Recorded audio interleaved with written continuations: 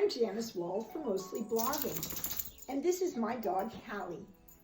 Today, we're going to tell you about the pros and cons of using the Snapchat social media site. But before we get started, I want to remind you all to subscribe to my channel for more social media tips and for a chance to get a shout out in my next video. Today's lucky winner is, wait for it, Ryan Biddle.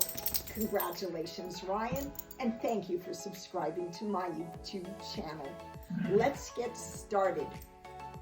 When you think of the advantage of using Snapchat, one advantage leaps out. It is Snapchat's strength, and that is the filters. Snapchat's filters are the best. No other social media site can hold a candle to Snapchat's filters. But that immediately leads us into the dark side of using Snapchat. Teens, Snapchat's largest demographic, are altered by the filters people put on their images on Snapchat. They actually believe this skewed image of what people look like when those filters are put on the photos.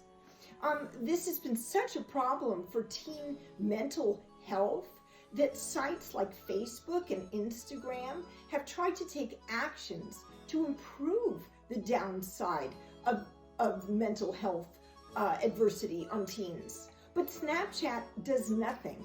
There are more disadvantages of using Snapchat. For instance, Snapchat doesn't offer any analytics, and it gets even worse for marketers.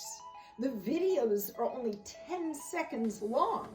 If you want to make a longer video, you're going to have to make many of them, each with a 10-second clip. The still images, the snaps, self-destruct. You can't share and cross-promote or cross-purpose that way. You can't network with people that could be your potential customers. There are so many downsides of using Snapchat. How do you market with that sort of an obstacle?